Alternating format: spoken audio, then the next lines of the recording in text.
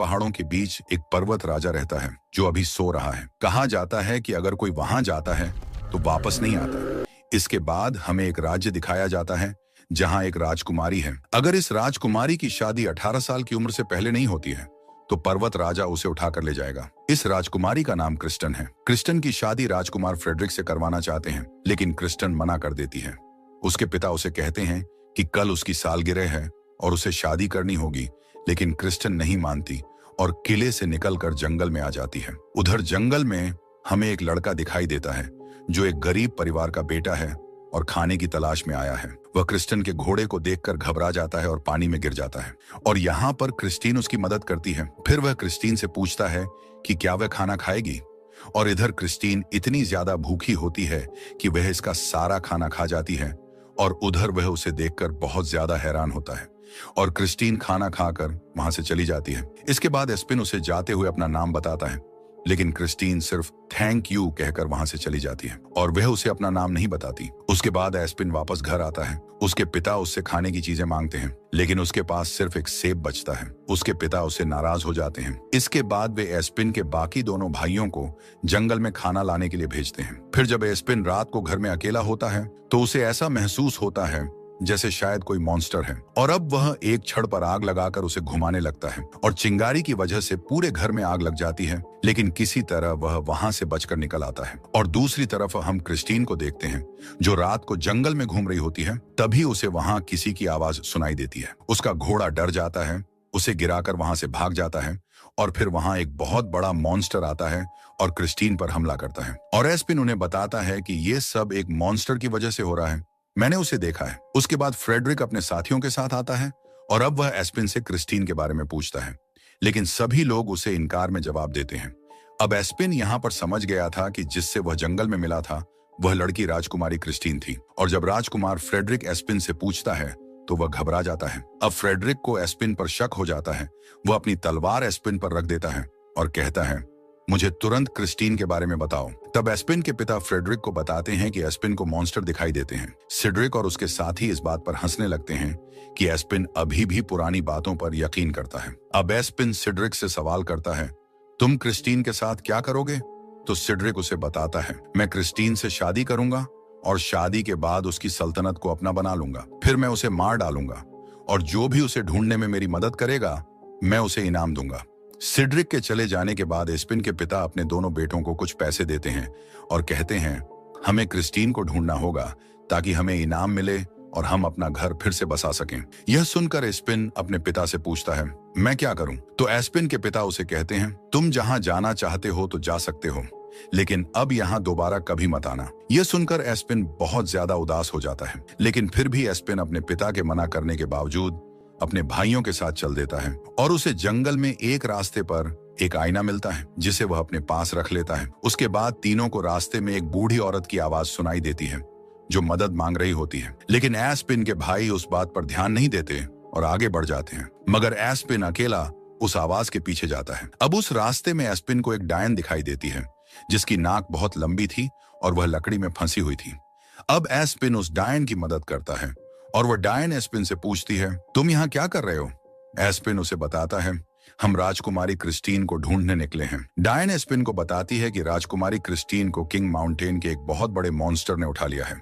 अगर तुम उसे बचाना चाहते हो तो सिर्फ एक ही रास्ता है, तुम्हें उस मॉन्स्टर को मारना होगा, लेकिन वह मॉन्स्टर केवल एक ही चीज से मर सकता है, एक जादुई तलवार से जो एक नदी के नीचे छिपी हुई है। और एस्पिन उस डायन से पूछता है कि मुझे नदी कहाँ मिलेगी, जिस पर डायन उसे एक जादुई नक्शा देती है और कहती है, इसी रास्ते पर जाकर तुम्हें वह नदी मिलेगी। और वहीं दूसरी तरफ राजा के पास एक आदमी आता है और उसे बताता है कि राजा की बेटी यानी राजकुमारी क्रिस्टीन को एक मॉन्स्टर उठाकर ले गया है। और फिर हम एस्पिन के भाइयों को देखते हैं जिन्हें रास्ते में कुछ सुनहरे सेब यानी नजर आते हैं जो एक टोकरी में रखे होते हैं। एस्पिन के दोनों भाई उस टोकरी में से एक एक सेब उठाकर खा लेते हैं।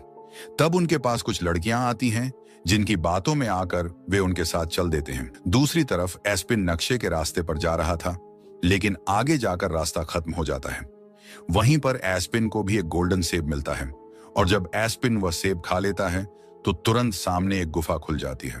अब एस्पिन उस गुफा के अंदर चला जाता है, जहां वह देखता है कि उसके भाई भी वहां मौजूद हैं और वे उन लड़कियों के साथ खाना खा रहे हैं। अचानक एक लड़की उसे भी खाने पर बुलाती है, लेकिन एस्पिन को वहां खाने की जगह पर बहुत ज्यादा कीड़े नजर आ रहे थे। तभी वही लड़की एस्पिन को एक सुनहरा सेब देती है, लेकिन एस्पिन को कुछ भी ठीक नहीं लग रहा था, इसीलिए वह उस सेब को खाने का बहाना करता है। और जब एस्पिन ने वह सेब नहीं खाया और उसे नीचे गिरा दिया, तो इस इनकार की वजह से एस्पिन को सब कुछ समझ आना शुरू हो गया। वे लड़कियां असल में डायने थीं जो उसके भाइयों को धोखा दे रही थीं। जब एस्पिन को यह सच्चाई पता चली, तो वह तुरंत दोनों भाइयों को बचाकर गुफा से बाहर ले आया। एक डायन उन पर हमला करती है, लेकिन वे बचकर गुफा से बाहर निकल जाते हैं। एस्पिन अपने भाइयों को रास्ते में बताता है कि जिस तरह यह डायन थी, वैसे ही एक बहुत बड़ा मॉन्स्टर भी है। यह कहानी नहीं, बल्कि एक सच्चाई है, क्योंकि वह मॉन्स्टर सिर्फ रात को निकलता है। अगर वह मॉन्स्टर दिन में निकलेगा तो वह पत्थर का बन जाएगा। दूसरी तरफ हम राजकुमारी क्रिस्टीन को देखते हैं, जो गुफा में कैद है। उस गुफा से बाहर निकलने का सिर्फ एक छोटा और काफी ऊंचा रास्ता है। अभी वही मॉन्स्टर गुफा के एक छेद से अपना हाथ निकालता है और क्रिस्टीन को खाने के लिए कुछ हड्डियां देता है। क्रिस्टीन हड्डियां खाने का बहाना करते हुए मॉन्स्टर से कहती हैं, ये बहुत स्वादिष्ट हैं। फिर एस्पिन और उसके भाई नक्शे को फॉलो करते हुए एक होटल की तरफ पहुंचते हैं, जहां फ्रेडरिक भी मौजूद था। वे सब होटल में प्रवेश करते हैं और एस्पिन जादुई नक्शे से तलवार का रास्ता पूछता है। उसी समय एस्पिन को फ्रेडरिक का एक साथी देख लेता है। फ्रेडरिक एस्पिन से वह नक्शा मांगता है और उसके बदले कुछ पैसे भी देता है, लेकिन एस्पिन के भाई उसे कहते हैं, तुम उसे वह नक्शा दे दो, यह हमारा हक है। मगर एस्पिन फ्रेडरिक को नक्शा देने से इनकार कर देता है। इस पर फ्रेडरिक बहुत गुस्सा हो जाता है और एस्पिन टेबल पर पड़ा खाना फ्रेडरिक के मुंह पर मार देता है। तब दोनों के बीच एक भयंकर लड़ाई शुरू हो जाती है। लड़ाई के दौरान फ्रेडरिक का पैर गलती से एक आदमी के खाने पर पड़ जाता है। वह आदमी गुस्से में आकर तुरंत फ्रेडरिक को दूर कहीं फेंक देता है और इस मौके का फायदा उठाकर एस्पिन और उसके भाई उस होटल से भाग निकलते हैं। लेकिन फ्रेडरिक और उसके साथी एस्पिन और उसके भाइयों का पीछा करते हुए उनके पीछे आ जाते हैं और एस्पिन और उसके भाई एक खाई के किनारे पहुंच जाते हैं, जहां आगे जाने का कोई रास्ता नहीं था। मजबूर होकर वे तीनों खाई में कूद जाते हैं। कुछ देर बाद एस्पिन का एक भाई उससे लड़ने लगता है और कहता है, ये सब तुम्हारी वजह से हो रहा है। अब फ्रेडरिक हमारा दुश्मन बन चुका है। और अब इस बात पर एस्पिन और उसके भाई में झगड़ा हो जाता है, लेकिन उनका दूसरा भाई बीच में आकर दोनों को रोक देता है। उसके बाद वे एस्पिन से नक्शा लेकर आगे बढ़ते हैं। रास्ते में एस्पिन को एक भालू की खाल मिलती है, जिसे वह अपने पास रखना चाहता था, लेकिन उसके भाई उसे मना कर देते हैं। अब एस्पिन और उसके दोनों भाई एक ऐसी जगह पहुंचते हैं जहां बहुत घनी धुंध फॉग छाई हुई थी और वहां इतनी घनी धुंध थी कि उन्हें कुछ भी नजर नहीं आ रहा था। सोचे समझे आगे बढ़ जाता है और इसी दौरान वह अपने दोनों भाइयों से अलग हो जाता है। जैसे ही एस्पिन के भाई उससे बिछड़ते हैं, फ्रेडरिक और उसके साथी अचानक वहां आकर उन्हें पकड़ लेते हैं। फ्रेडरिक जब एस्पिन के बारे में पूछता है तो एस्पिन के दोनों भाई झूठ बोलते हैं कि एस्पिन मर चुका है। दूसरी तरफ एस्पिन को आखिरकार वह नदी मिल जाती है और वह नदी के अंदर जाकर बड़ी सावधानी से जादुई तलवार को बाहर निकाल लाता है। जब वह तलवार लेकर वापस आ रहा होता है तो रास्ते में उसे उसके भाई मिलते हैं, जिन्हें फ्रेडरिक ने बंदी बना रखा था। और अब फ्रेडरिक के पास जादुई नक्शा भी आ चुका था। एस्पिन, जिसने पहले मिली हुई भालू की खाल अपने साथ रखी थी, वही खाल पहनकर फ्रेडरिक और उसके साथियों को डराने जाता है। यह चाल अस्थायी रूप से सफल हो जाती है और वहां मौजूद सभी लोग डर भी जाते हैं। मगर चूंकि भालू की खाल ने एस्पिन की नजर रोक रखी थी, उसे कुछ दिखाई नहीं दे रहा था, जिसकी वजह से वह फिसल कर नीचे गिर जाता है। अब फ्रेडरिक को पता चल जाता है कि यही व्यक्ति असल में एस्पिन है और उसी ने जादुई तलवार हासिल की है। उसी पल फ्रेडरिक एस्पिन का पीछा करते हुए उस पहाड़ माउंटेन तक पहुंच जाता है जहां से सब कुछ शुरू हुआ था और उसे यह भी यकीन हो जाता है कि एस्पिन ही वह अकेला व्यक्ति है जो मॉन्स्टर को हरा सकता है। फ्रेडरिक एस्पिन से पहाड़ माउंटेन तक पहुंचने का रास्ता पूछता है, जिस पर एस्पिन उसे कहता है, तुम क्रिस्टीन को बचाकर क्या करोगे? फ्रेडरिक जवाब देता है, मैंने तुम्हें पहले ही बताया था कि मुझे सिर्फ क्रिस्टीन का ताजमहल चाहिए, उसके बाद मैं क्रिस्टीन को मार दूंगा। और जब रात को वे सब खाना खा रहे होते हैं तो अचानक उन्हें एक भयानक आवाज सुनाई देती है। ये आवाज सुनकर फ्रेडरिक और उसके साथी डर के मारे वहां से भाग जाते हैं। तब एस्पिन और उसके भाई भी जल्दी से वहां से निकलने लगते हैं। तभी वहां माउंटेन मॉन्स्टर किंग आ जाता है, जो फ्रेडरिक के एक साथी को पकड़कर खा जाता है। यह दृश्य देखकर एस्पिन अपने भाइयों के साथ एक नजदीकी गुफा में छिप जाता है ताकि वे मॉन्स्टर से बच सकें और किंग माउंटेन मॉन्स्टर फ्रेडरिक और एस्पिन के भाई को पकड़कर अपनी गुफा में ले आता है। वहां पहुंचकर फ्रेडरिक बहुत ज्यादा डर जाता है। जब वह राजकुमारी क्रिस्टीन को देखता है तो दिखावे के लिए कहता है, मैं तुम्हें बचाने आया हूं। मगर उसी वक्त एस्पिन का भाई राजकुमारी क्रिस्टीन को सब कुछ सच सच बता देता है। वह कहता है, फ्रेडरिक झूठ बोल रहा है, वह तुम्हें बचाने नहीं बल्कि शादी के बाद तुम्हें मारने का इरादा रखता है।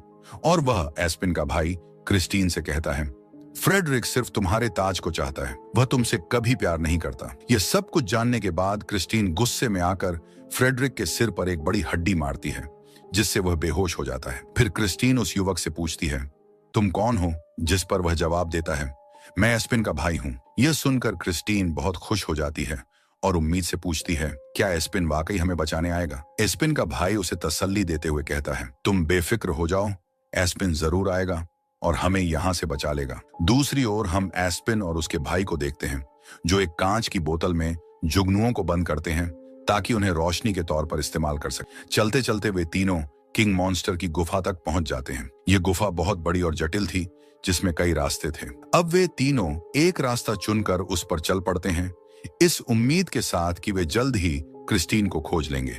जब वे उस रास्ते पर चल रहे होते हैं तो अचानक एस्पिन का पांव एक गड्ढे में फंस जाता है और वह उसी गड्ढे में लटक जाता है, अपनी जादुई तलवार के सहारे। उसी गड्ढे के अंदर से उसे नीचे अपना भाई और राजकुमारी क्रिस्टीन दिखाई देते हैं। यह देखकर एस्पिन तुरंत एक रस्सी नीचे फेंकता है और उन दोनों को ऊपर खींच लेता है। अब जब सब लोग फिर से एक साथ हो जाते हैं तो वे गुफा से बाहर निकलने का रास्ता ढूंढते हैं, लेकिन जैसे ही वे बाहर जाने लगते हैं, रास्ते में वही भयानक किंग माउंटेन मॉन्स्टर सो रहा होता है। सब लोग बेहद सावधानी से, बिना उसे जगाए, उसके बड़े शरीर के ऊपर से दबे पांव गुजरते हैं और आखिरकार गुफा से बाहर निकल आते हैं। लेकिन फ्रेडरिक घबरा जाता है और अचानक कूदते हुए उस मॉन्स्टर के कमरे में गिर जाता है, जिससे वह मॉन्स्टर जाग उठता है। अब सब लोग गुफा की चोटी पर चढ़ चुके होते हैं ताकि मॉन्स्टर उन तक न पहुंच सके, लेकिन वह भी बड़ी ताकत से ऊपर चढ़कर उनके पीछे आ जाता है। एस्पिन अपनी तलवार से उस मॉन्स्टर पर हमला करता है, मगर मॉन्स्टर अपने हाथ से तलवार को पीछे धकेल देता है। तब सब लोग मिलकर मॉन्स्टर पर हमला करते हैं, लेकिन उनके सभी हमलों का उस पर कोई असर नहीं होता। वह मॉन्स्टर सबको खाने के लिए आगे बढ़ता है, लेकिन थोड़ी ही देर में सुबह होने वाली थी और इस मॉन्स्टर को मारने का एक खास तरीका था। अब एस्पिन अपने बैग से वही जादुई आईना निकालता है जो उसे जंगल में मिला था। एस्पिन जादुई आईना उस मॉन्स्टर की ओर मोड़ता है और मॉन्स्टर पर उसका प्रतिबिंब दिखाता है। उस प्रतिबिंब की वजह से वह मॉन्स्टर पत्थर की मूर्ति बन जाता है और नीचे गिरकर टुकड़ों में बिखर जाता है। दूसरी ओर फ्रेडरिक को वही डायन दिखाई देती है, जो बहुत ही बुरी और खतरनाक होती है। फ्रेडरिक डायन से उसका पता पूछता है, लेकिन डायन उसे गलत रास्ता बता देती है। अगले सीन में हम देखते हैं कि एस्पिन और क्रिस्टीन महल पहुंच जाते हैं, जहां राजा और रानी अपनी बेटी को देखकर बेहद खुश होते हैं।